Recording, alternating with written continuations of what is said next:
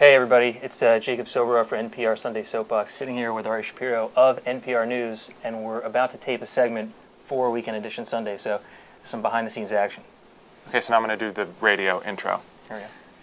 I'm here with Jacob Soboroff. He's one of our vloggers on Sunday Soapbox, and last week he was in LA and saw a showing of Recount, a movie that HBO is coming out with today about the 2000 election and the recounts in Florida. And as part of the event, they actually had butterfly ballots and some of the machines that were used in Palm Beach, Florida, and I guess you asked people to use them and see whether they found it easy or not. Yeah, that's right. They actually set up the Votomatic butterfly ballot, famous hanging chad system that became so infamous after the Florida recount, after and during. And I went there to see if people today could effectively use the same ballot that they used back then in 2000 that created so much trouble. So, and you've actually got a video on your website, yeah, Why Tuesday, that shows what you found. We can check it out. You want to check it out? Yeah, let's do it. Okay.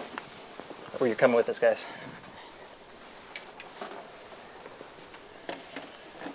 All right, so here we are.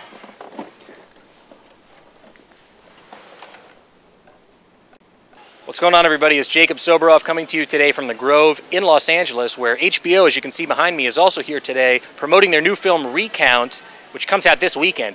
To promote the film, HBO has brought here to the Grove the actual controversial Votomatic punch card voting machines whose ballots ended up in the recount in Florida during the 2000 election. What they're doing here today is seeing if people can figure out how to effectively cast their ballot on those controversial machines. You just slide it in right here, and you stick these holes where these red buttons are, and use the push pin to choose whatever candidate you want to vote for. Confusing? Yes, I did. What about it exactly was confusing? Actually on the names and the fact that I couldn't identify which one is on the left or to the right, but I don't know, it didn't seem that complicated. I don't know if I missed something. I didn't know what I was doing when I first looked at it. It was a slightly strange system with all of the numbers, and I can see finally why it was a little bit confusing for votes in 2000 to be trying to punch their vote.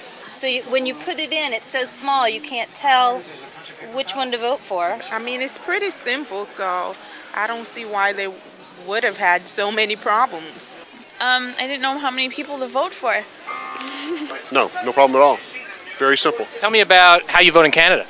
Well, normally you get a paper ballot and you do an X with a pencil, and it's really straightforward. You know, the name, and then there's the circle, then you exit, and it's very simple. There's even like a little form that sort of like breaks it down for you, yeah. and it's pretty easy. Yeah, I mean, it's really confusing. And they should try to make it as easy as possible. Visit ytuesday.org for more information. Talk to you guys later. Okay, let's go back here and talk. Okay, cool. I'm back. Okay, so those machines in that controversy, Bush v. Gore, were 7 years ago. So what about this is relevant today? Well, I mean, I think that Recount, a large part of this movie and the promotion of this movie is about a re-examination today, 8 years down the line, of the state of the voting system in the United States. And what is the state of the voting system in the Well, United States? A lot of people say, I mean, I talked to 13 of the 16 presidential candidates about the state of the voting system. The vast majority of them, if not all of them, say that it's something that's definitely worth talking about. And I would say 75% of the 13 that I talked to said that it's broken, explicitly broken. Broken how? I mean, what's the problem? Well, look, the United States ranks 139th out of 172 countries in the world in voter participation. That's the bottom 20% of all countries in the entire world. You're talking about turnout, percentage of people who go and vote on election day. Voter turnout, that's right. And if you look around the country, you know, I work for a group called Why Tuesday. So obviously, we start with the question, why do we vote on Tuesday? It's a simple and straightforward question that a lot of people don't know the answer to, including a lot of... You can find the answer on the Sunday Soapbox blog. That's right, go on there. Now, well, you're already on there if you're watching this. What are we talking about? And so many of the presidential candidates and politicians around the country don't know the answer to that simple and straightforward question.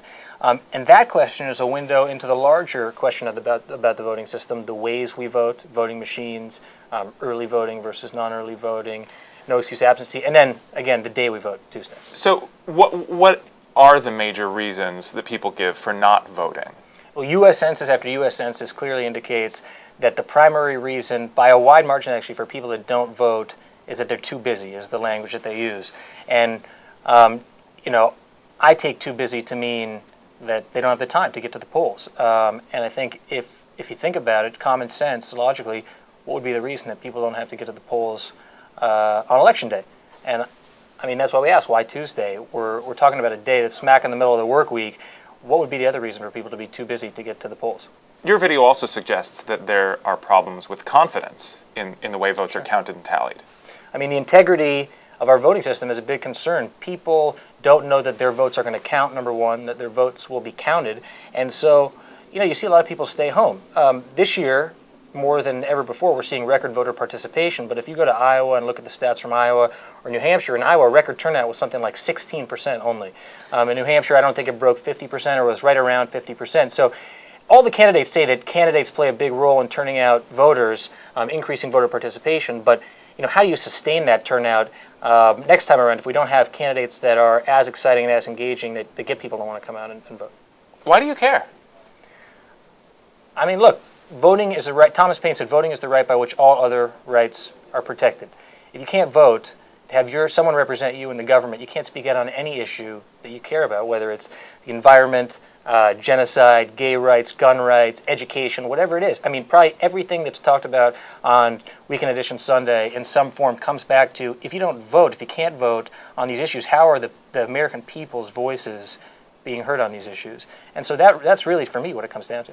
There are a lot of people doing voter turnout projects in various media, and you found kind of a unique niche doing video blogs or vlogs. How did that become your medium of choice? Well, I start with the story of Why Tuesday, which is that Bill Wachtell, who's the son of Harry Wachtell, an advisor and lawyer to Dr. Martin Luther King, Ambassador Andrew Young, who was an aide and friend of Dr. King's, and Norm Ornstein, who said at the American Enterprise Institute here in Washington, got together on the 40th anniversary of the Voting Rights Act to take stock, to say, where are we, 40 years after effectively all Americans were given the right to vote. And they looked at that stat that we talked about, that America ranks 139th out of 172 countries, and what's the problem? So they came up with Why Tuesday. From 2000 to 2006, Why Tuesday existed as a nonpartisan, nonprofit group that was, hoping to engage people and talk about these things. And in 2006, I met Bill Wachtell, reunited him with a friend of mine, Joe Trippi, who's a Democratic strategist, who Bill also knew. And Joe and I huddled for a weekend and came up with the idea of doing a documentary video blog about the state of America's voting system, the good, the bad, and the ugly. And we went back to Bill and we said, what do you think of this idea? He said, I think it's a great idea. So we set out on the road in September of last year. And we've been on the road since then, talking to presidential candidates, pundits, and everyday American citizens about the ways they vote and what the politicians think about it. And I mean, it's been great. People are, the response is fantastic. Jacob Soboroff of Why Tuesday and Sunday Soapbox. Good talking with you. Thanks, man. Isn't that epic? So you're going to actually, you either heard that on the radio or you could go right now onto the radio and check that out. Ari Shapiro from NPR News. This is Jacob for Sunday Soapbox. Talk to you guys later.